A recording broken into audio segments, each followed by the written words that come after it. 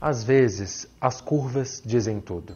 Aqui aconteceu alguma coisa que fez essa curva dos Estados Unidos mudar de rumo. A mesma coisa aconteceu aqui, nessa curva da Itália. O Brasil, enquanto isso, vai subindo. O que mudou essas histórias foi o lockdown. Então a gente fez esse vídeo para entender, será que só o bloqueio total vai frear o coronavírus?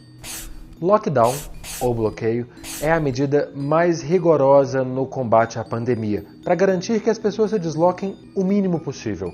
São Luís do Maranhão e Niterói, no Rio de Janeiro, foram algumas das cidades que decretaram o confinamento total para tentar diminuir números de casos. Pernambuco, por exemplo, foi um dos primeiros estados do Brasil a adotar o lockdown, depois da confirmação de 13 mil casos de Covid-19 e mais de 1.000 mortes. Nós sabemos que não é fácil, não é simples para nenhum prefeito, nenhum governador tomar essa decisão.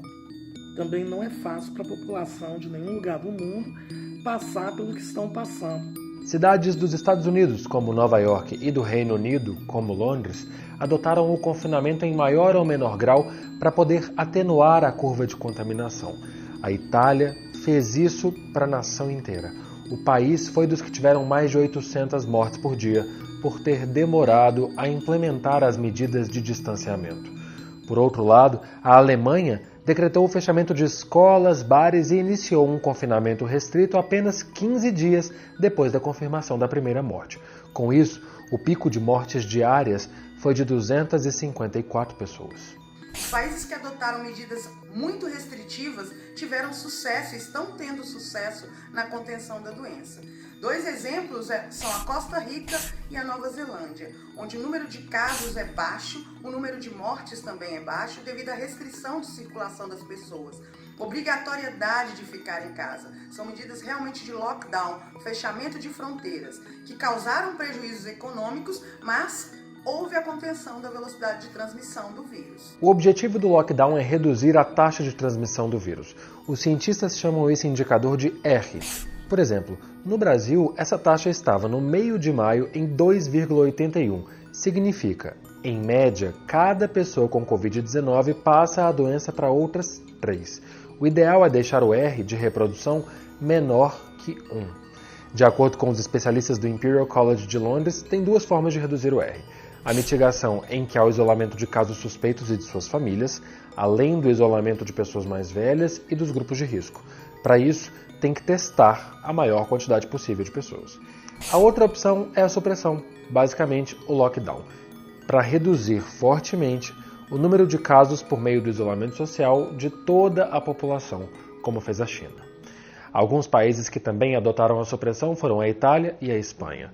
Nesses países europeus, os cidadãos só podiam sair para supermercado e farmácias, além de consultas médicas. Esse estudo do Imperial College de Londres ainda afirma que esse método reduz a necessidade de cuidados intensivos depois de 3 semanas de isolamento social intenso. No caso dos Estados Unidos, a decretação de lockdown não foi para o país todo como ocorreu na Itália e na Espanha. Os estados tomaram as decisões de forma individual, sendo que a Califórnia e Nova York foram os que restringiram mais duramente a circulação dos moradores, justamente por causa da alta incidência de casos de coronavírus.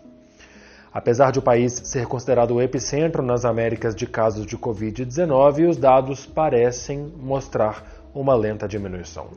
No Brasil, as maiores dificuldades para a implementação do lockdown ainda dizem respeito à fiscalização daqueles que tentam furar o isolamento social. As pessoas em diferentes localidades do país parecem não levar a sério a gravidade da doença, a velocidade de transmissão do vírus.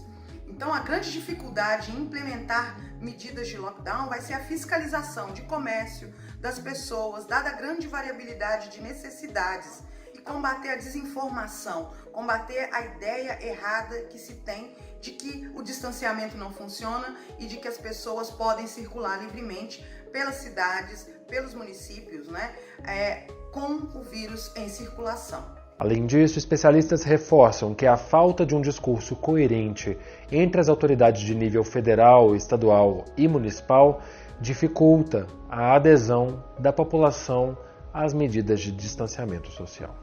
A gente ainda não tem um plano nacional que deveria ser conduzido pelo Ministério da Saúde com apoio irrestrito do governo federal. muita polêmica, muita politização e pouca ação realística em torno de saúde pública de fato. Este é o Pra Entender, o canal de vídeos explicativos do Jornal Estado de Minas. Para mais vídeos como este, acesse o canal em.com.br/praentender. Fique bem e até a próxima semana.